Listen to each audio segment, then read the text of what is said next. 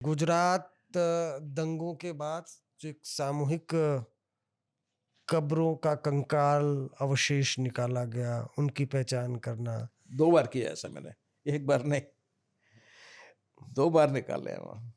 क्यों निकालना पड़ा था, क्या पूरा किस्सा बताइए। हिंदू मुस्लिम कम्युनिटीज़ का झगड़ा हुआ था, तो उसी के बाद में बात इन्वेस्टिगेट करने गए थे, इन्वेस्टिगेटिंग एजेंसीज के साथ में गए थे, सीबीआई के इन्वेस्टिगेशन हुआ कोर्ट के डायरेक्शन पे, तो उसमें एज ए फॉरेंसिक एक्सपर्ट मैं गया था अपनी टीम लेकर के, 5-7 लोगों की टीम थी मेरी, 2 बार एग्जीबिशन किया हमने।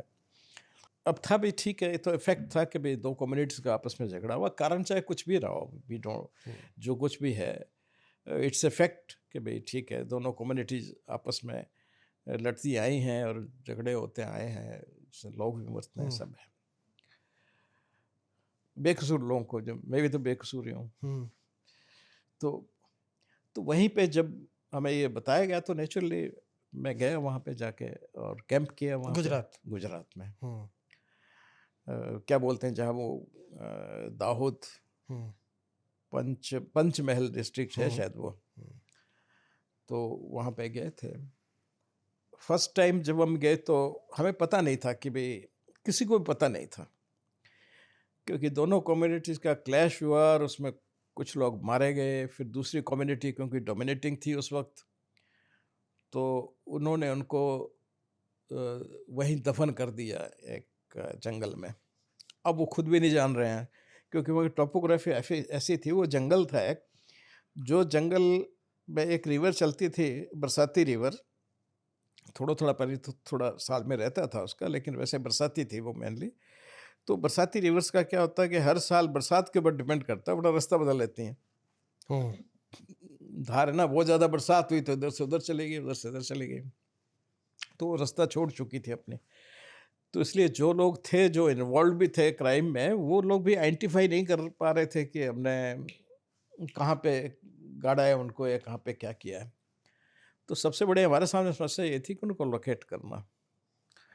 तो हम अपना बना करके रिकन्स्ट्रक्शन करके और हम एरिया सस्पेक्ट कर रहे थे ये मगर फाइनली हमको कुछ फ़ोटोग्राफ मिले कि जिन फोटोग्राफ्स में जहाँ से उन्होंने बॉडी जो उठाई थी और डिस्पोज ऑफ की थी और वहाँ थोड़ी देर रखी थी, तो किसी ने फ़ोटोग्राफ ले लिए थे वहाँ, तो वो फ़ोटोग्राफ मिल गए। तो उसमें क्या है कि हर चीज़ चेंज हो जाती है, पेड़ कहीं नहीं जाता, तो पेड़ वहीं थे। तो पेड़ों से हमने पहचाना जगह कौन सी होगी, तो घूमते रहे उसमें 1.5 किलोमीटर के एरिया में, और जहाँ हमने देखा कि ये सब पेड़ हैं, तो हमने कहा इसके आसपास ही होना चाहिए, क्योंकि पेड़ विजिबल हैं। वो रिवोलिट का एक किनारा था, वहाँ पे हमने शुरू किया, 7 दिन तक करते रहे, कुछ हम जगह नहीं लोकेट कर पाए। 7वें दिन सैटरडे था, ये इवनिंग में मेरे स्टूडेंट्स गए हुए थे साथ में, उन्होंने हाथ खड़े कर दिए, जी हम तो नहीं करेंगे, बहुत हो गया, 2003 या 4 की बात है ये। तो मैंने कहा देखो यार, आज सैटरडे है, रात को 10 से 11 बजे तक काम करेंगे, फ्लड लाइट मैंने रिक्वेस्ट किया कि फ्लड लाइट लगा दो, और एक वो ले आओ, क्या बोलते हैं जो आजकल घर तोड़ने के लिए काम में आता है बुलडोजर तो जमीन खोदने के लिए अमेजिंग सर। घर तोड़ने की हाँ जी। जमीन खोदने के लिए रिवर रेट था ना तो वो ले आए, तो करीबन 7 बजे के आसपास में वो लड़का आजकल जयपुर में है, आर्मी का, उस वक्त शायद मेजर था, अब तो रिटायर हो गया, रुद्रा तो वो रुद्रा ने एक बोन उठाई वहाँ से पानी में से, कहता सर आई गोट 1। तो मैंने कहा भाई tomorrow's programme cancelled, we have to be here till, if there is a 1 there all of them are here, so till recovery programme postponed.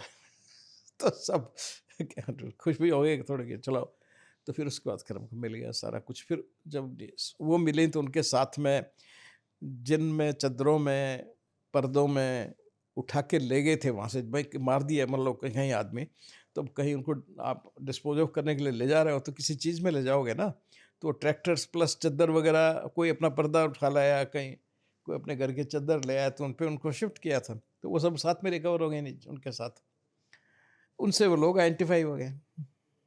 तो कंकाल से लोग आइडेंटिफाई नेचुरली पुलिस वाले जो लोग हैं वो गए जाके जहाँ पर्दा वो लगा था, जहाँ चादर लगी थी, तो भाई ये अक्सर पर्दा कोई लाएगा अपने घर का तो सारे पर्दे थोड़ी ले आएगा, एक आधा पर्दा लाएगा, 2 लाएगा। तो ऐसे करके उनकी बिलोंगिंग से आइडेंटिटी भी डेवलप हुई। फिर हमने उनका डीएनए किया। डीएनए में बड़ी एक पिक्यूलियर प्रॉब्लम वहाँ आई थी और वो उसने सबको हमको कन्फ्यूज़ तब तक, क्योंकि डीएनए इतना पुराना नहीं हुआ था। तो उसमें क्या हुआ कि सबका डीएनए एक जैसे ही आ रहा। ये बड़ी इंटरेस्टिंग स्टोरी है ये। अब हम लोग डिफरेंशिएट नहीं कर पा रहे। अनुपमा उसने किया, हैदराबाद जाके किया था डॉक्टर अजनन के पास में, पर किया हमने खुद था उसको, तो इसलिए हम ये भी नहीं कह सकते कि उसमें कोई प्रॉब्लम हो गई। अब डिफरेंशिएट नहीं कर पा रहे हैं तो हमने फिर कितने कंकाल मिले हैं थे? कितने? 8-10 लोग थे, हम्म, पर सबका एक ही आ रहा है डीएनए करीब करीब, डिफरेंशिएट नहीं हो रहे। तो मतलब क्रॉस मैचिंग हो रही है उनकी।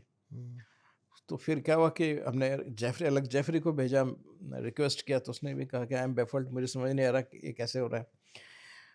फिर मैंने अनुपमा को लिया, मैंने कहा चलो अहमदाबाद चलते हैं हम। तो एक्चुअली ये सारा केस को मैनेज कर रहे थे एक रिटायर्ड सीबीआई के डायरेक्टर थे, उन्होंने एक एनजीओ बना रखा था और एनजीओ के थ्रू वो सारा कुछ ये मैनेज करते, एग्जीबिशन वगैरह सब वो कोर्ट से ऑर्डर उन्होंने लिया था। तो उनके पास गए तो उन्होंने कहा भी ठीक है, बिल्किस बानो को बुला देते हैं, उसकी फैमिली को बुला देते हैं। मैंने कहा बुला दो। तो वैसे वो जानने लग गए थे सारे ही, क्योंकि ब्लड सैंपल कलेक्ट करने गए, पहले उस पर गए 4-5 बार वहाँ जा चुके थे, लंबे थोड़े हफ्ता 10 दिन में ठहरते भी थे हम, तो जानने पहचानने भी लग गए थे लोग तब। तो वो आए तो फिर मैंने पूछा, पता चला कि वो जब से उनको याद है उनकी शादी जो है फर्स्ट कजन से हो रही है। किसकी? फैमिली में मुस्लिम्स है ना वो, तो फर्स्ट कजन में शादी करते हैं, तो डीएनए बाहर जाता ही नहीं है। भाई कॉन्सेंग्यूटी में अगर आप फर्स्ट कजन से शादी करते जाओगे तो डीएनए बाहर जाएगा ही नहीं। तो वही एक ही डीएनए चल रहा है, वो एक ओरिजिनल कपल जो था उन्हीं का डीएनए तो चल रहा है ना। भी एक कपल हुआ और पहले शुरू उसके आगे 2 उन्हीं के बच्चों ने आगे शादी कर ली, तो वो डीएनए बाहर से आएगा क्या? कॉन्सेंग्यूटिव बोलते हैं इसको, तो वो चलता रहेगा।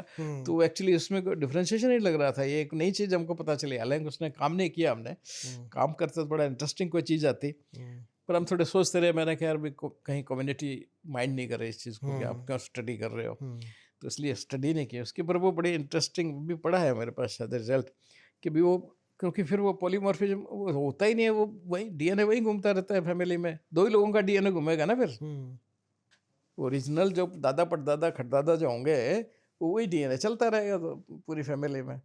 दैट व्हाट एग्जैक्टली वहाँ उसमें था। तो सारे बिल्किस बानो की फैमिली के लोग हाँ, थे? फैमिली के लोग थे, तो इसलिए वो सारे एक जैसे ही हैं।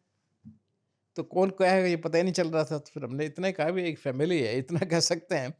बाकी कौन क्या है उसमें इंडिविजुअल नहीं मैचिंग कर पा रहे, हम नहीं कर पा रहे। तो लेकिन फिर भी कोर्ट ने सजा उसमें दे दी थी। अभी से छूटे हैं वो लोग बेल पे, है ना। कुछ अभी कंट्रोवर्सी मैंने पढ़ा नहीं। हाँ, कंट्रोवर्सी हुई थी, वेलकम वगैरह, ग्रैंड वेलकम था। हाँ, ग्रैंड वेलकम वो जो कर रहे थे तो वो था। तो वो भी किया, उसके बाद भी एक किया जिसमें 21 लोग हमने निकाले थे। वो कैसे था? 21 वो 21 लोगों को रिकवरी की थी हमने, और सबकी आइडेंटिटी फिर वही डीएनए से उसमें एस्टेब्लिश वगैरह की थी।